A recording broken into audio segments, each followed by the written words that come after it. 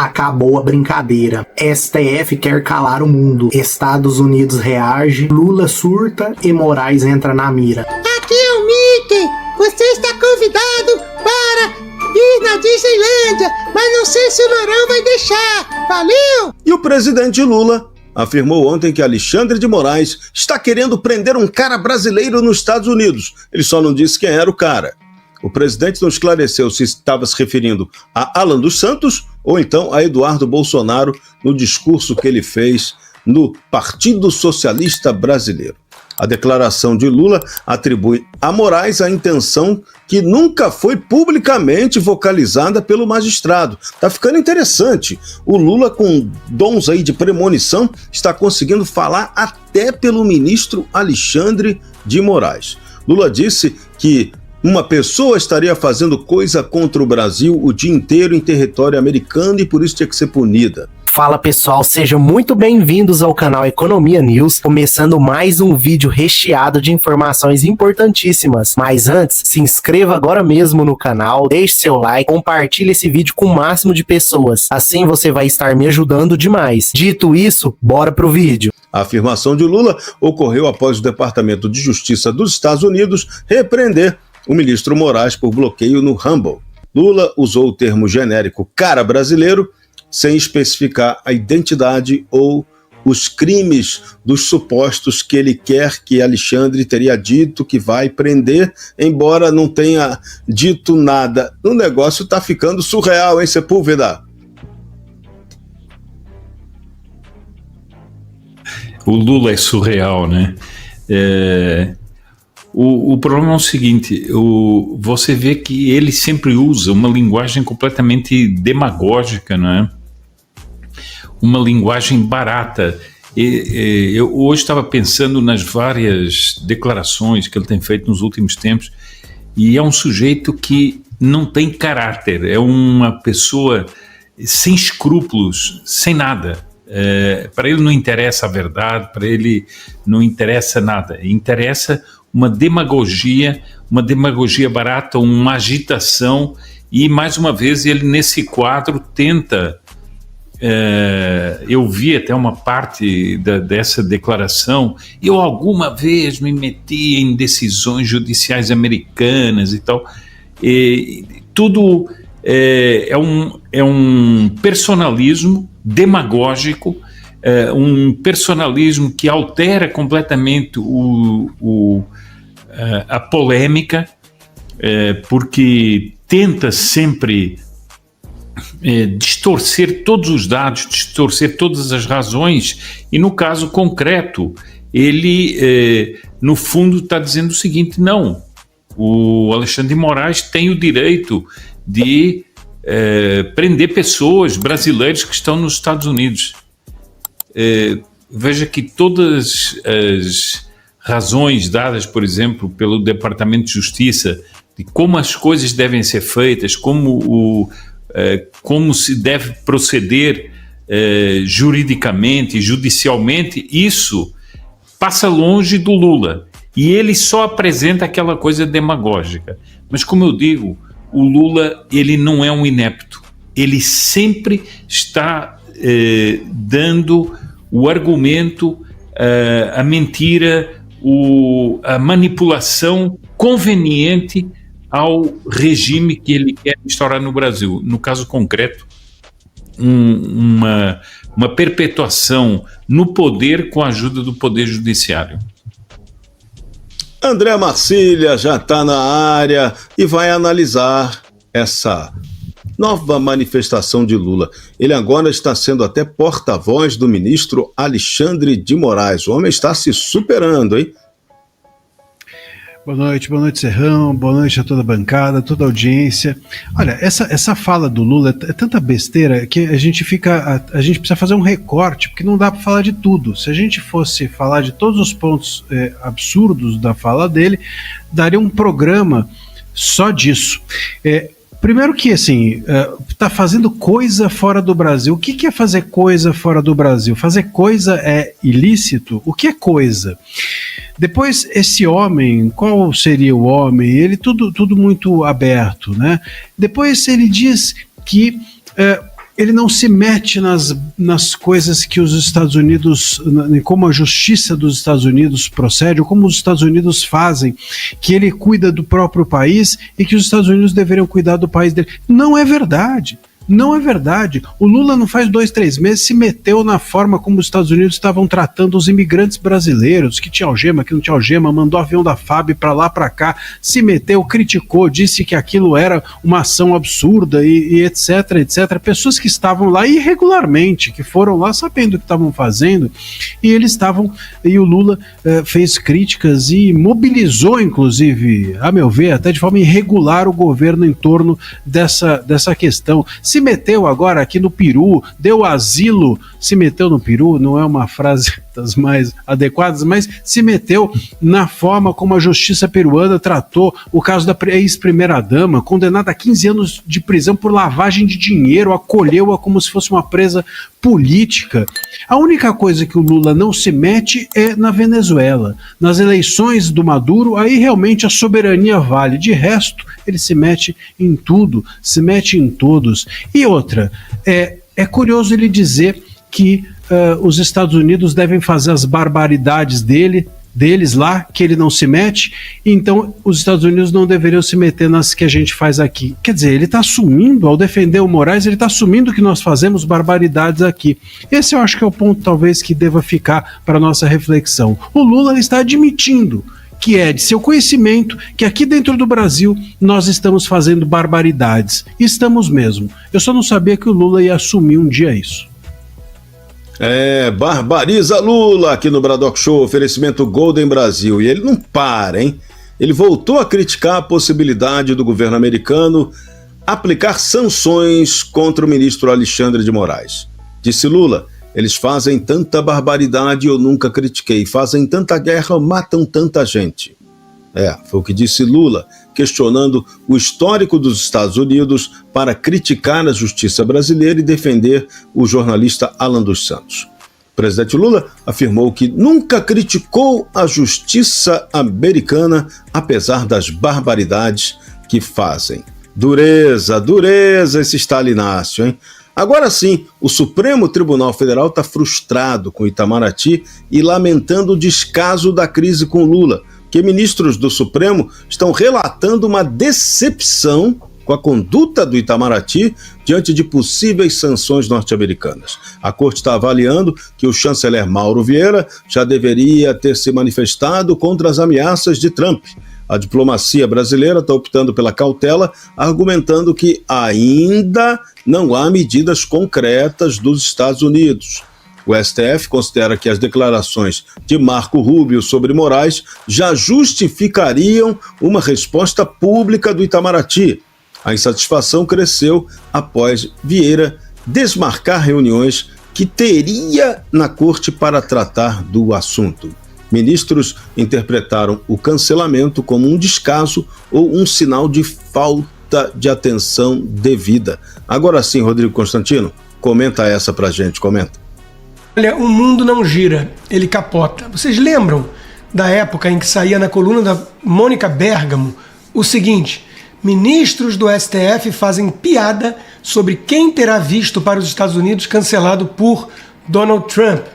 Agora, vamos adiantar a fita e temos que o STF se frustra com o Itamaraty, lamentando descaso na crise com os Estados Unidos. Apertou, né? Sentiram o calor no cangote.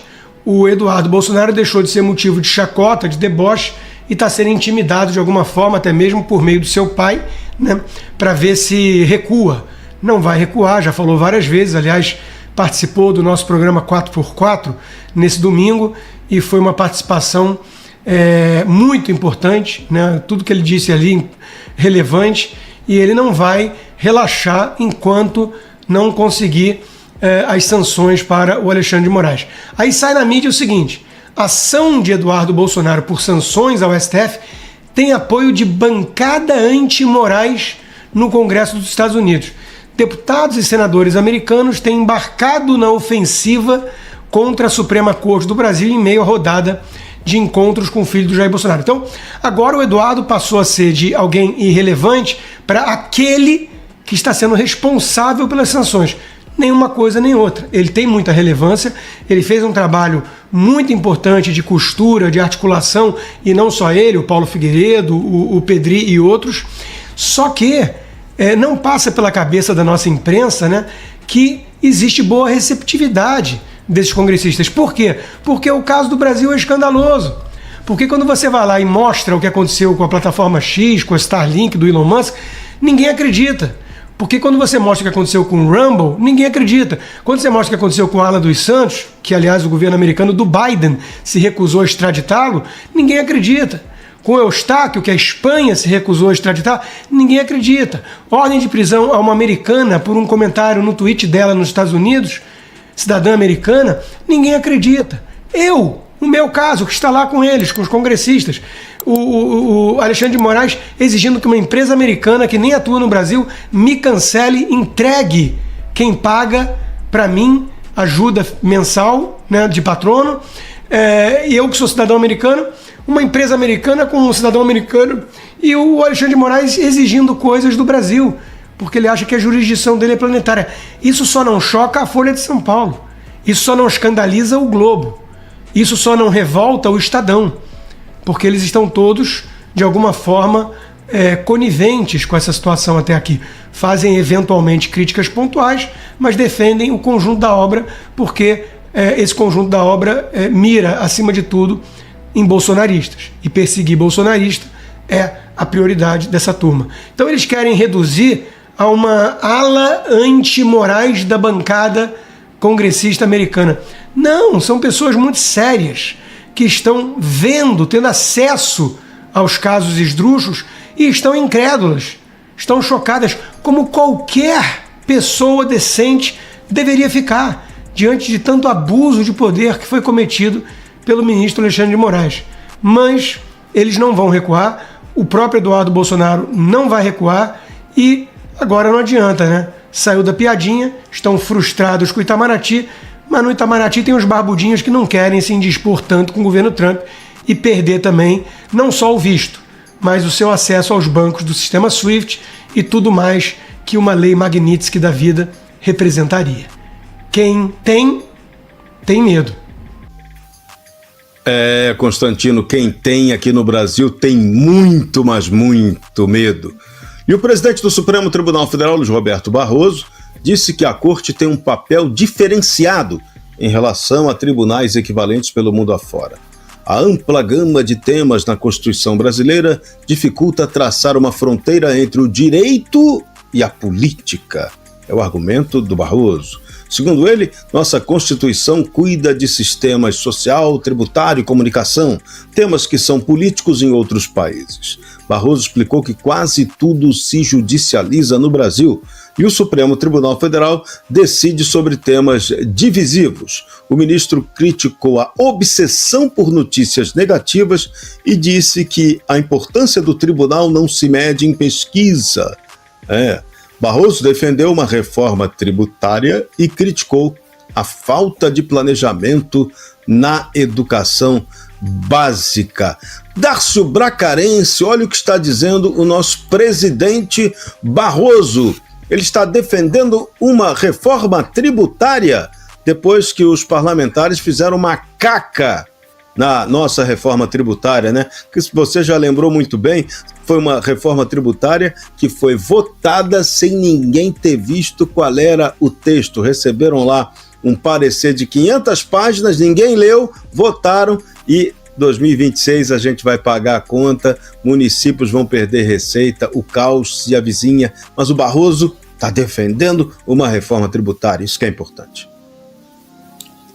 É um tanto inacreditável até que logo depois que o governo acaba de aprovar uma reforma tributária, ele já defenda a outra imediatamente.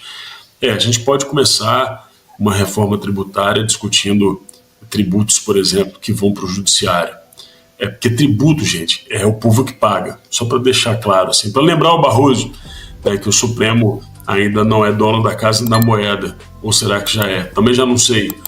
Agora, vamos lá, por partes, desse comentário tão complexo do Barroso que tem falado sobre tantas coisas, né? Primeiro é sobre a Constituição. De fato, o Brasil é sui generis, ele tem uma Constituição que ultrapassa as balizas de Estado e entra nas questões de governo. Logo, temos uma Constituição soviética com o leme, portanto, virado para a esquerda. Então, com essa Constituição, o Brasil só pode caminhar para a esquerda. Eu sou a favor de que isso mude. A segunda coisa é que isso daria ao Supremo a possibilidade de discutir questões políticas. Não dá ao Supremo a possibilidade de discutir questões políticas e muito menos, vejam só, de punir a população brasileira, estabelecendo até mesmo regras diplomáticas para o Itamaraty. Quer dizer, então, que o Supremo está chateado com o Itamaraty porque não se posicionou em relação à questão americana e Alexandre de Moraes. Pois é, mas quem interferiu nos Estados Unidos foi o Supremo. Nesse caso, os Estados Unidos têm total direito de defender a sua soberania. E olha, se o Supremo está se envolvendo nessas questões, é porque o Supremo, olha que maravilha, conhece das relações humanas, conhece do direito, obviamente, porque é o Supremo, né? Conhece sobre saúde mais do que qualquer médico, e determina que se vacine as crianças com vacinas de RNA. E não só isso. Agora, entende também de geopolítica e de balança comercial entre Brasil e Estados Unidos. Para que vocês tenham uma noção do risco que a gente corre, o Brasil exporta cerca de 40 bilhões para os Estados Unidos e importa cerca de 40 bilhões. De tudo. Tecnologia, defesa, tudo. Eu diria que se eles continuarem defendendo ter o controle das relações internacionais, muito em breve não vai ter condição de comprar vinho caro, lagosta e outros para os ministros do Supremo, porque o Brasil quebra sem os Estados Unidos. A gente não tem absolutamente nada, nem os nossos navios navegariam sem os controles, sem o GPS, tecnologia americana e até mesmo a internet, normalmente da Starlink, vejam só.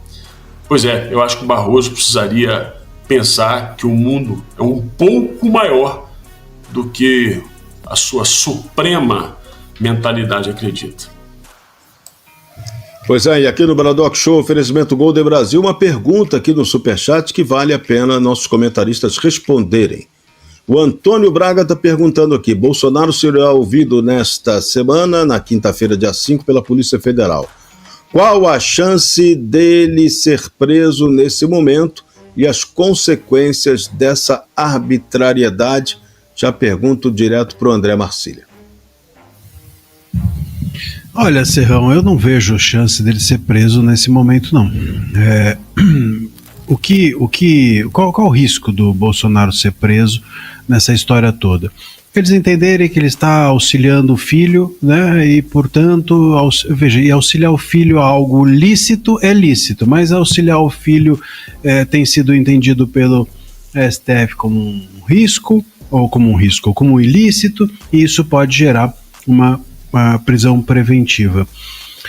Mesmo no inquérito do golpe, né, se tem falado, muitos advogados ligados à esquerda, ligados ao próprio STF, têm cantado a bola de que o Bolsonaro seria preso em julho, outros falam em setembro, enfim, quer dizer, isso significa o quê? Que ele seria preso preventivamente, porque esses julgamentos não vão acabar em setembro, até julho não se acaba o julgamento todo do inquérito do golpe. Então a aposta deles todos é numa prisão preventiva do Bolsonaro. Agora, a espetacularização que causaria ele ser ouvido e preso seria algo absurdo. Eu não vejo que essa bola fora seria dada, mesmo diante de tanta burrice, mesmo diante de tanto desconhecimento jurídico que a gente tem visto por parte das autoridades brasileiras. Eu espero que isso não aconteça, mas e também,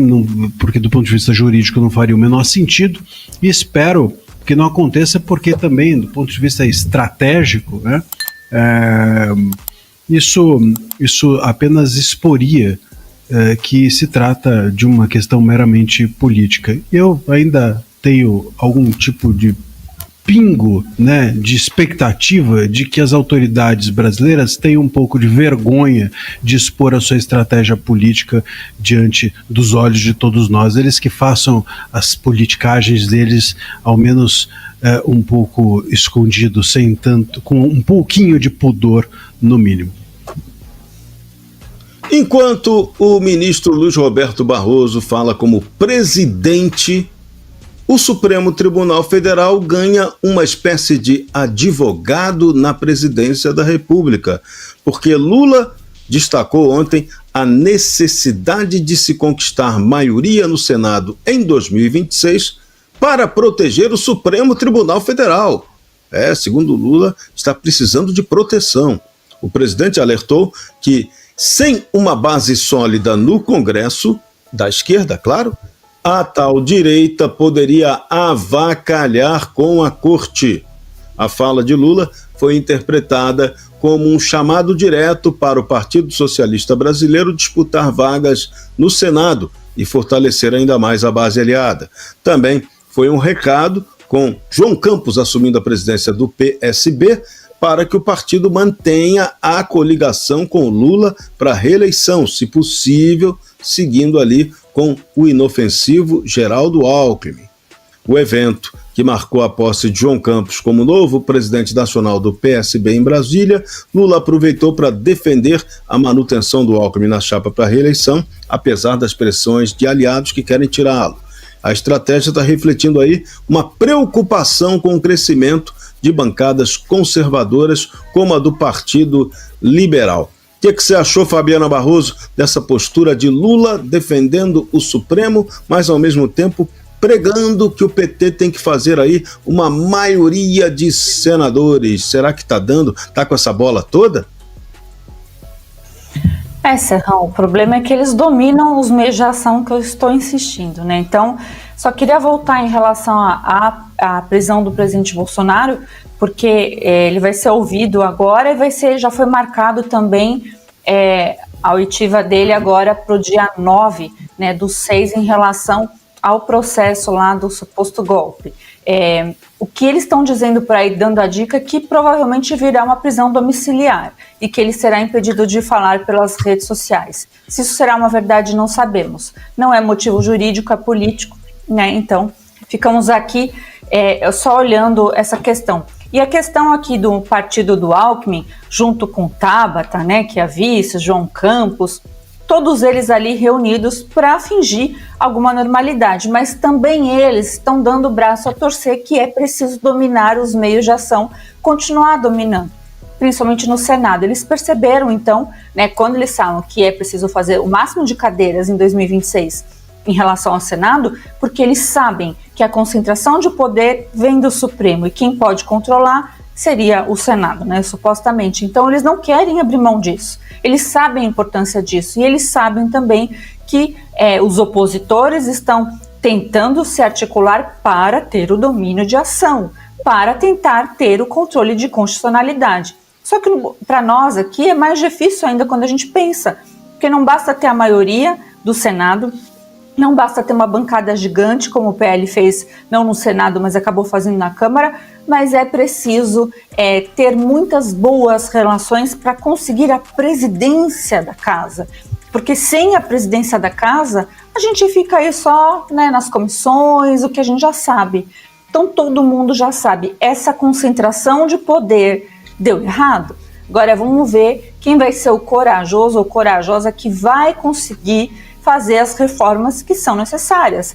Essa é uma delas. Eu sei que o nosso Luiz Felipe Orlando de Bragança propôs algo nesse sentido, mas também sabemos que a força estão em desunião, né? O PL, não sei o que está acontecendo, uma ausência de união total, e a gente vê que tantas pautas para serem brigadas no Congresso Nacional não estão sendo brigadas. Enquanto isso, né, aquele partido morno do Geraldo Alckmin, mais do que morno, está se armando para ser, então, talvez o novo PT.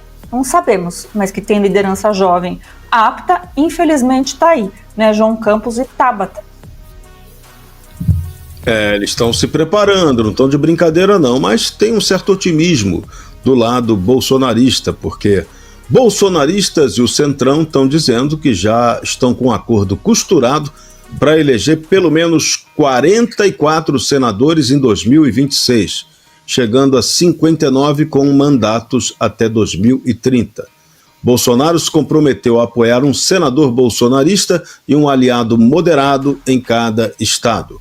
A oposição calcula eleger 40 senadores no Sul, Sudeste, Centro-Oeste e Norte, mais 4 no Nordeste. Com essa maioria, impeachment de ministros do Supremo Tribunal Federal, por exemplo, pode entrar na pauta a partir de 2027. Bom, tá bem otimista. Lula diz que faz maioria. O bolsonarismo também diz que faz maioria. Sepúlveda, quem será que vai fazer maioria? Perguntaram para o povo, de repente? Olha, o que me preocupa mais mesmo é o seguinte: as pessoas viram a eleição que nós tivemos em 22, em que Bolsonaro ainda estava no poder, ainda havia uma força grande na máquina pública, etc. Eu acho que as pessoas estão se iludindo um pouco com o que vai acontecer politicamente. E elas acham que as coisas vão correr institucionalmente. Ora, não me parece isso. Tanto é que essa tentativa agora já de calar as redes sociais já é um passo para pôr uma mordaça para 26. Mas não será só isso. Eles vão caçar mandatos, vão tornar pessoas inelegíveis, vão fazer muita coisa. E a própria gritaria do Lula dizendo que a direita gostaria de avacalhar o Senado já é um apito de cachorro para colocarem as máquinas dessa ditadura judicial, desse estado de exceção que estamos vivendo, para que isso não aconteça. Então, sinceramente, uma coisa é desejar, outra coisa é apostar que isso vai acontecer. Eu, sinceramente, tenho as minhas dúvidas, porque nós vimos o que vimos em 22. E é claro que a questão de uma reação internacional, de sanções, isso pode mudar o quadro no Brasil, pode. Inclusive pode mudar dentro do Senado. Mas, por enquanto, como as coisas estão até agora, eu tenho as minhas dúvidas, sinceramente, de que isso vai correr tão lisamente como as pessoas pensam. Agora, tem petista pessimista ou realista? Porque o senador e presidente interino do PT, Humberto Costa, está vendo a possibilidade concreta de a oposição conquistar a maioria no Senado. Costa afirma que a maioria absoluta da extrema-direita pode ser um desastre para a democracia em 2026. O petista confirmou a candidatura à reeleição e disse que o PT priorizará a disputa pelo Senado, igual o Lula já tinha dito. O objetivo é formar uma bancada do futuro governo Lula em caso de reeleição do presidente.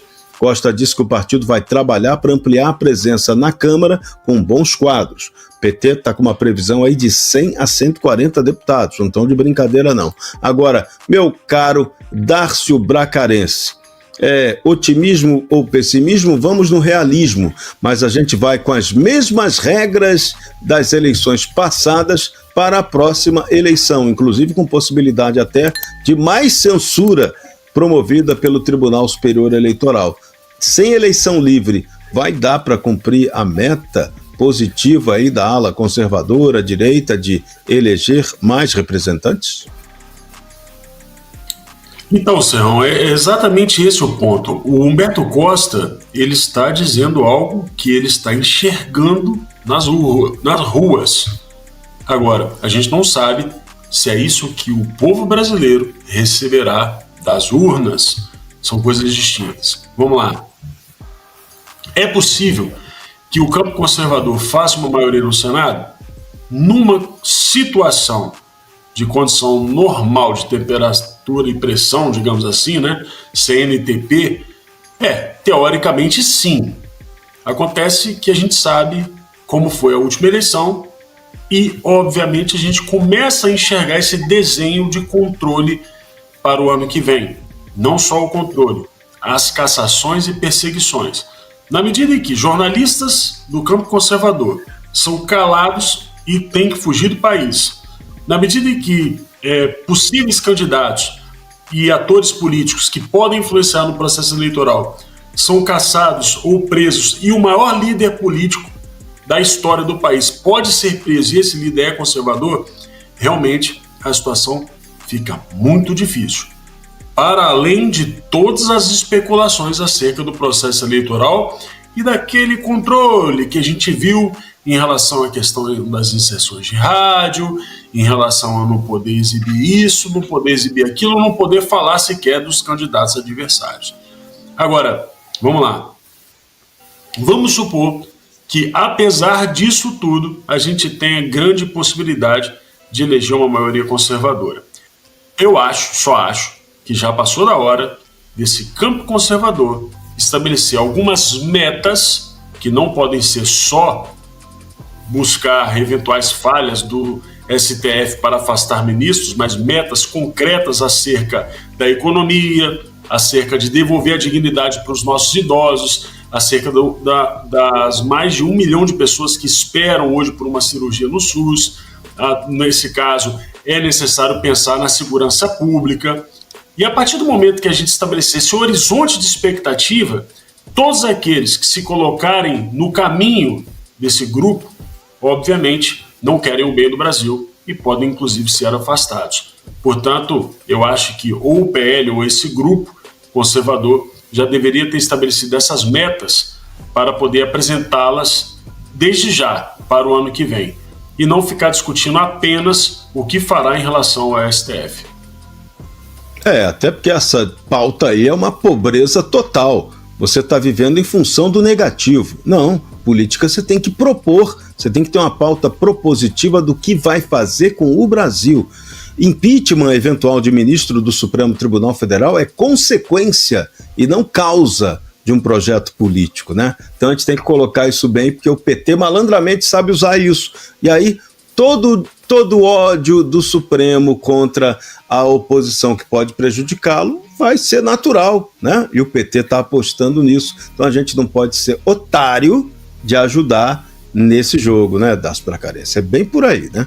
Você tá mandando a letra certinho. Gostou do vídeo? Deixe sua opinião aqui nos comentários. Te peço que se inscreva no canal, deixe seu like, ative o sino de notificações para não perder nada. Fiquem todos com Deus e um abraço.